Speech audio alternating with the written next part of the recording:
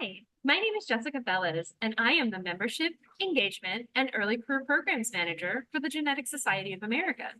Today, I am joined by members of the Early Career Leadership Program who will be sharing their thoughts and experiences with the ECLP.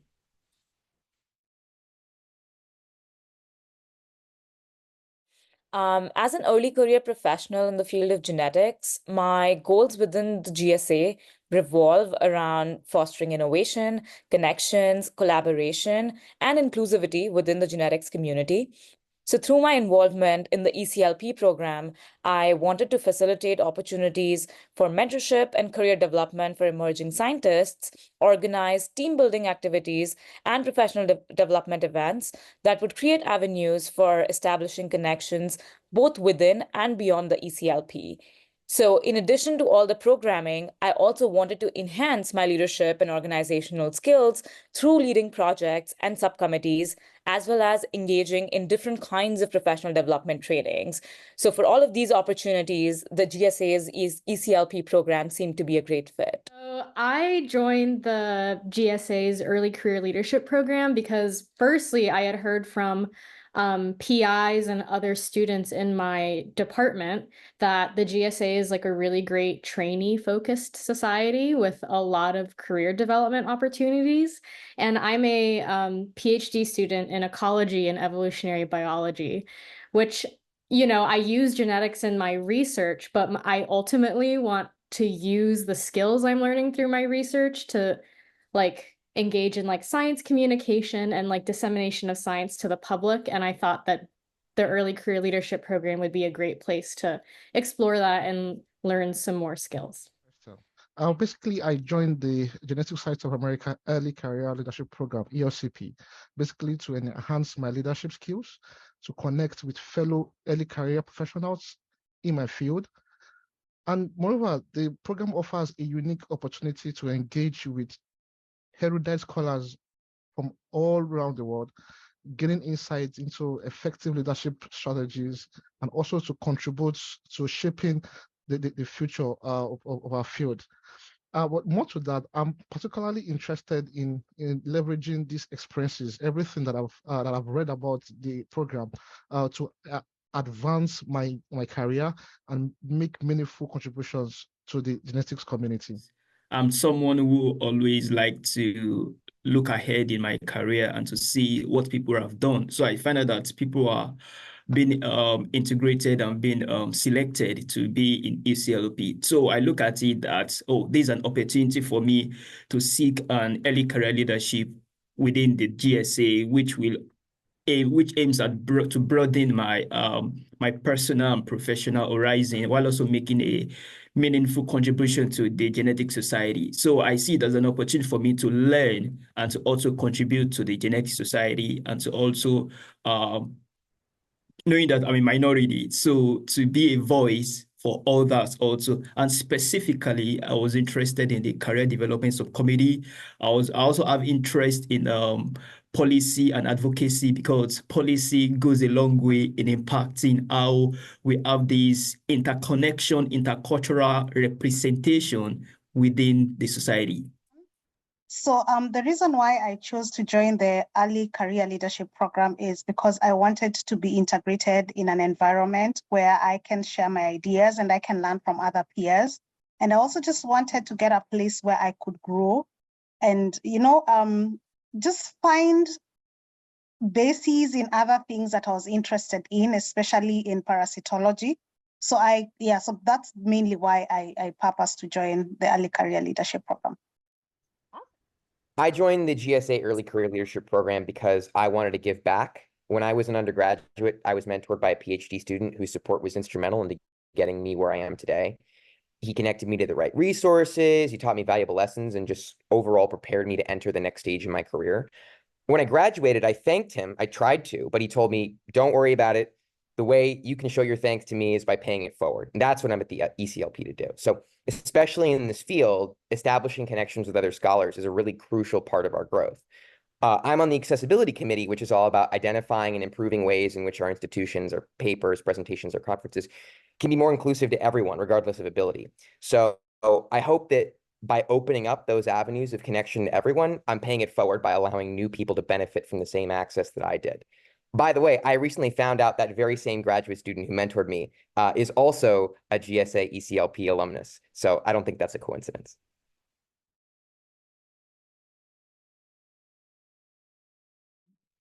Applying to the GSA was really a journey per se, in the sense that it is one that redefined what resilience actually means in every aspect. For the fact that I applied twice, and it also showed a lot about how various individuals can cut across perspectives to obtaining what they actually want for themselves. So from the individual perspective, it meant a lot for me, and getting a strong support system was everything to me. So first of all, the first time I applied, between the second time I applied, I think the clear-cut difference is the procedure and the process. Because the second time I was able to ask for directives and peer support from superiors that are already members of the GSA. So from them, I was able to get a glimpse of what the organization is all about, what kind of individual they really needed, which equally helped me to strengthen my portfolio and then strike hard at the second time. So it was more of a journey of determination, of resilience, and being better in every aspect. Yeah, so the application process was relatively simple. So I believe it started as like an open call, like an open application where you submit a few written short answers to various questions like, what do you hope to do in your future career? Or what are some ideas you have for improving the GSA's early career leadership program? So you write those, the answers to those short questions, and then a bit of time goes by, and then they invite you back for a pretty short, like 15-minute interview where the interviewers ask you just a few more follow-up questions. And then also, again, pretty shortly after that, I think I heard that I had been invited to join the multimedia subcommittee. So I think that whole process was like a month, maybe not even. It was a pretty short process. The application process was pretty smooth for me. There was no hiccups. There was no, oh, how do I do this? And there was support as well also, because I remember, I think either you, Jessica, or Blaine, like you are open to for communication in terms of maybe there's something not going on. And specifically, I made use of the checklist. The checklist were very supportive because I could look at the checklist and see what is required of me, what do I need to do. So in essence, the application process was very smooth. It was pretty easy to fill. It's not an Herculean task at all. You're just expected to fill out the application online with your responses to the questions asked. Some of those questions include why you're interested in joining the ECLP program and what do you actually hope to get out of the program. Once the application deadline is passed, the GSA staff, along with the co-chairs, review all the applications, and then they invite candidates for interviews.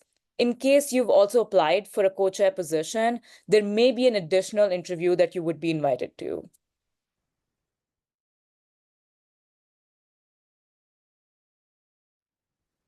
I had a blast moderating the Accessibility Committee's July virtual workshop, which was called Navigating the Postgraduate Pipeline. I got to contact and create a panel out of both principal investigators and their students who were disabled or ran programs responsible for supporting disabled students and the challenges they face as they navigate life in the transition from undergrad to graduate school or medical school. I was able to ask them questions about their experiences and perspectives about the state of that transition, as well as how to move forward. And the audience also got to participate.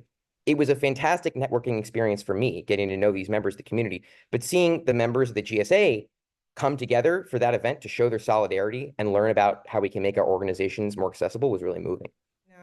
So currently we have what we call the Membership and Engagement Committee, set up what we call Peer Support Group and Dissertation Committee, and which for me, I think is actually a privilege to be part of the community, knowing full well that various persons are lacking in the aspect of mentoring, in the aspect of strong support system, in the aspect of anchorage, and also in the aspect of just finding someone to lead the way or to show them the right direction to go.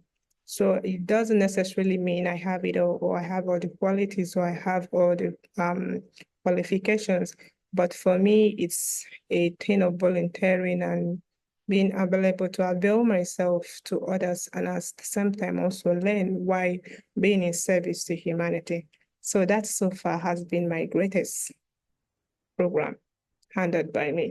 My favorite projects I've worked on that's the Decoding Life series, and I'm so excited about it because until you get one-on-one with individuals, you won't actually understand how far they've gone. When someone said that, oh, there's a quote that says, you see me, you don't judge me by where I am.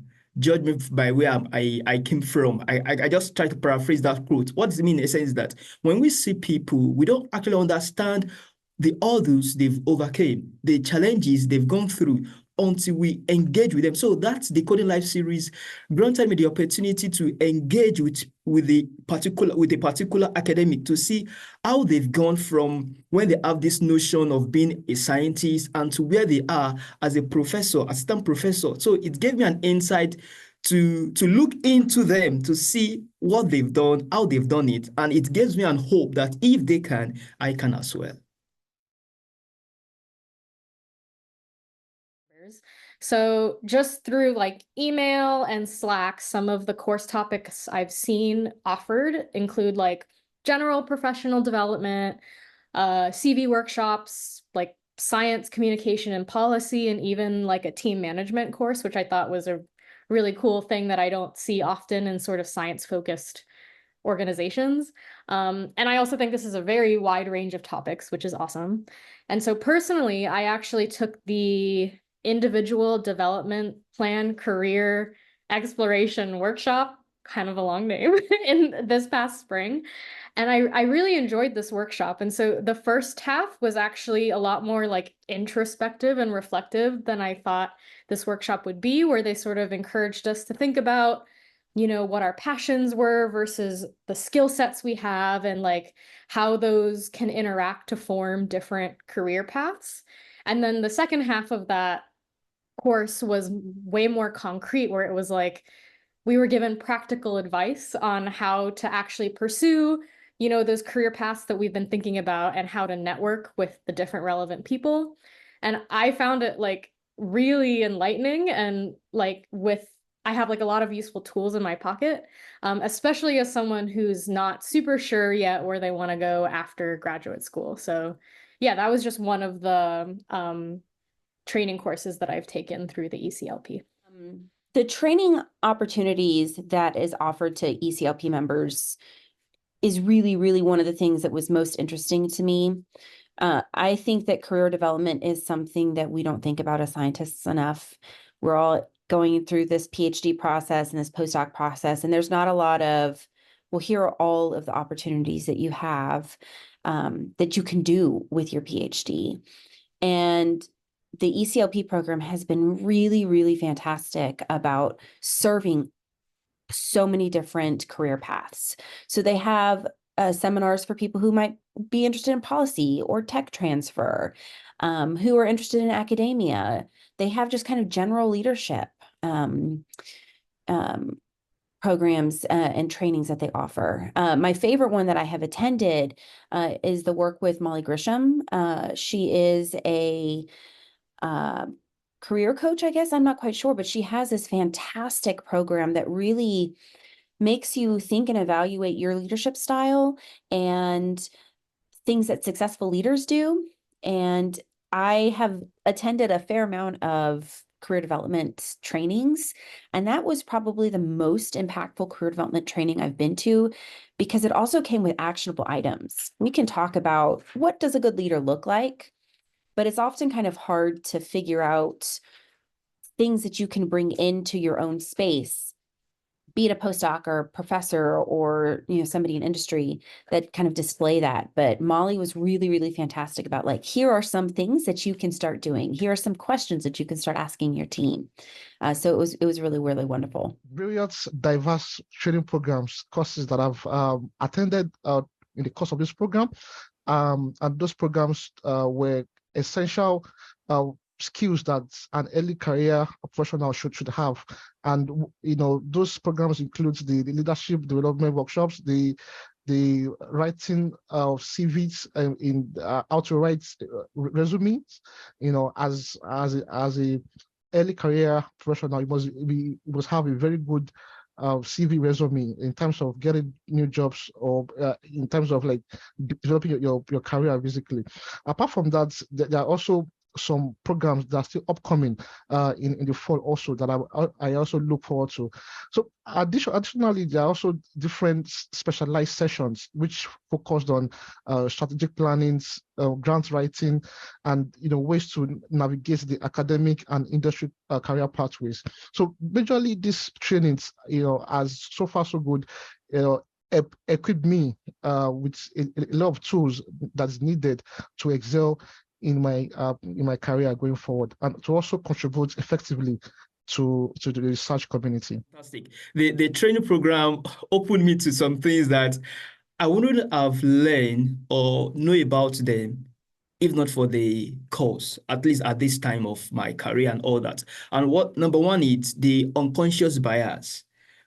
It's so fascinating to hear the speaker or the tutor to talk about the unconscious bias, and this is what we all have, but it's when we now have this critical look at ourselves and to begin to be conscious of our biases. Like what she said, it was said that it will take a conscious thought to interrupt an unconscious bias.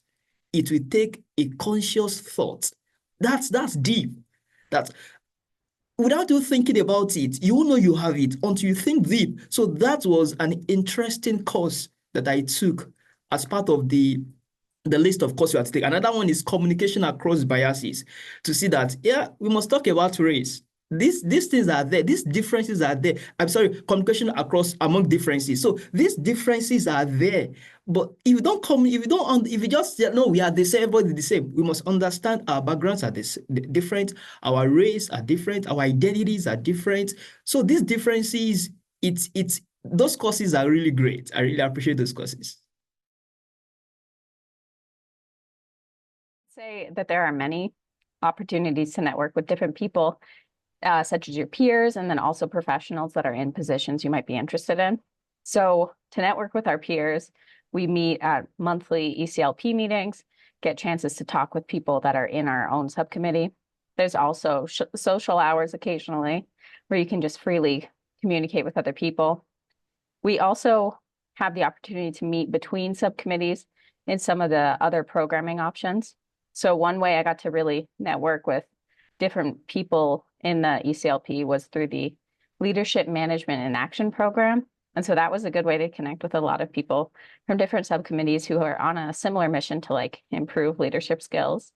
And then I also completed a course run by you, Jessica, and also Belinda, in trying to understand our own career paths and like develop our individualized development plans. And so it was really good to network with other peers and see how they're trying to develop our careers, and in reflection, like work together so that we can all help each other.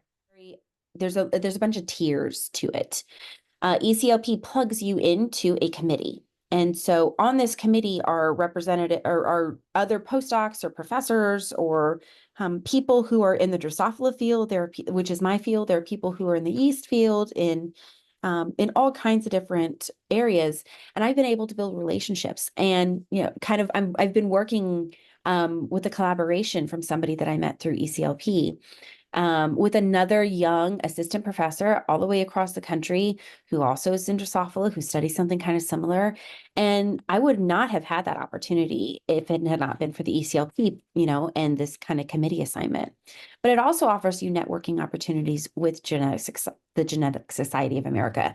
And that is my main society that I'm affiliated with. And so that has also been really invaluable for me because they plan the large conferences that I attend and my students will attend.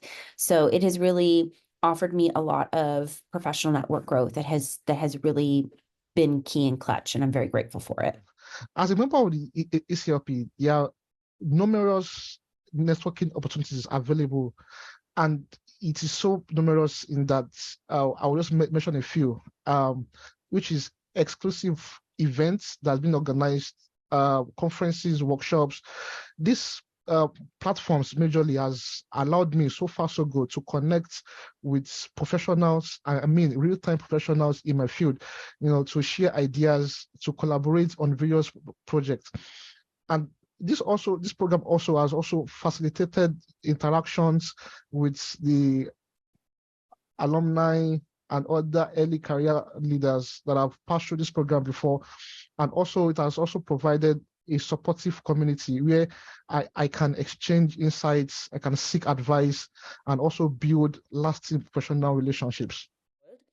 I have had the pleasure of meeting some of my fellow ECLP members at the Allied Genetics Conference, which provided numerous opportunities for ECLP members to connect with each other, as well as connect with other GSA staff and advisors. So conferences are definitely very helpful in building your network. Each subcommittee that you would be a part of has 2 advisors who are faculty members in different institutions. They also serve as a great resource for career development and building connections beyond ECLP.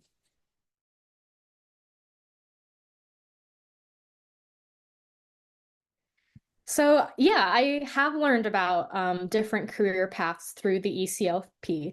So I've learned about them both through like explicit content in training courses and also just through being an active member of the ECLP.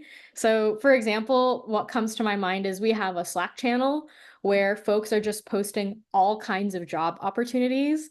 And even if they're like job opportunities that are like not specifically for me and my current career, like it's just really cool to be able to see what people who do genetics like could potentially be doing, like whether it be through research or policy or, education or academia. And it's just really cool to constantly be inundated with that information because I don't think I wouldn't really go looking for it otherwise. So it's really cool to be able to receive some of that. So yeah, I've definitely learned about other career paths.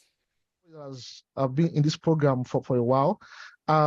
ECLP has been instrumental in exposing me to various career pathways beyond the traditional academic route that we all know.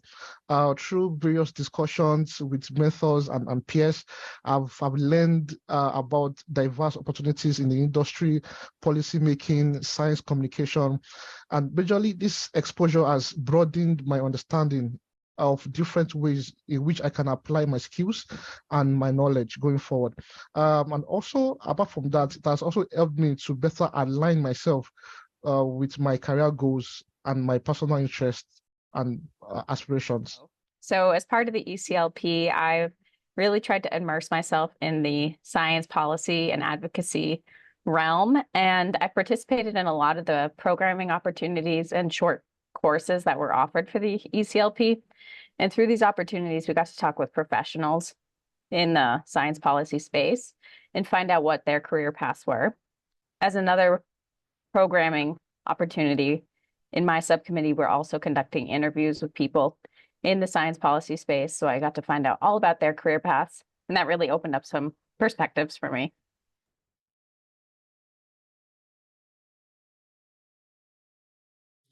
The most exciting thing for me about this program is the hands-off approach. It's not as if you have been told, okay, this is what to do, this is what to do, this is what to do. We are left to, okay, these are the things that we have to do, but it's up to us to decide when, where, and how we're going to do it by following the laid down rules and regulation and guidelines. And also there are what's it called? There is opportunity to get the required guidance. So the exciting thing for me is to see the hands-on approach the program is taking, and the opportunity to learn also is there, and to interact with other people across board. For me, the most exciting experience that I've had so far since the beginning of this program is the opportunity to work closely with the leading experts in genetics through various collaborative projects. My subcommittee, the career development subcommittee, we have engaged in a lot of meetings and projects. And this is not only to expand my knowledge only, but that's also allowed me to contribute my own quota majorly to also be part of the success story of the program at large. Apart from that, the mentorship and networking opportunities have been invaluable, and it has broadened my perspectives and accelerated my professional growth. And the most exciting opportunity that I've had with ECLP, the large genetics conference, the Allied Genetics Conference, just happened last fall. And I was actually able to email the GSA representatives that work with the ECLP program and say, hey, I'm new. I'm trying to break in and kind of create a network and be really professional. Do you have any opportunities that I could volunteer for to kind of just help get my name starting to establish something? And the GSA was fantastic about it. And I had so many solid interactions with not only just the society, but also with, you know, the people who are now my peers. And it really opened up a bunch of doors for me to kind of start to establish myself as an investigator, an independent investigator, and kind of move away from that, you know, postdoc mentality. When we did the career development program, that for me was the highlight of my entire time at the Early Career Leadership Program, because it helped to sort of put me in a place where I got to understand what my strengths are, what my weaknesses are, what my values are, and how to bring that out together in my career and to sort of set a trajectory of where I want to go with my career as far as that's concerned. I think the most valuable takeaway for me has been the lesson that a lot of fantastic opportunities are already within your grasp. You just have to show up and engage with them. I could think of so many examples in my time in the ECLP where there was an opportunity to volunteer to work on something that was open but not necessary. I took it, and then it blossomed into so much more than what I was expecting. I don't see these things as risky anymore, and I'm really trying to apply that lesson and put myself out there in a way that I have through GSA into other parts of my life. Is the ability to take initiative. At a early career scientist, that is very paramount in who I become and how I become who I become. So taking initiative is a critical leadership skills that I've seen from this program, and owning your work. Your work, it's not that you do a work and another person will be credited for it. You must own your work. You must be able to have the courage to stand on your work and to see your work progresses as a leader while also carrying others along. So this is one of the critical leadership skills I've developed in this program so far. I was really not expecting for this program to encourage me to step up in the way that I did.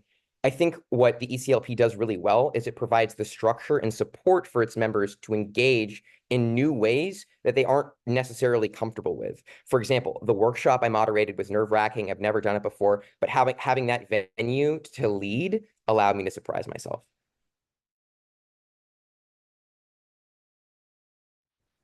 Thank you all again so much for your time. If any of our applicants have questions for the ECLP representatives who have joined us today, or myself, please send an email to engagement@genetics-gsa.org. That's engagement, fully spelled out, at genetics, fully spelled out, -gsa.org.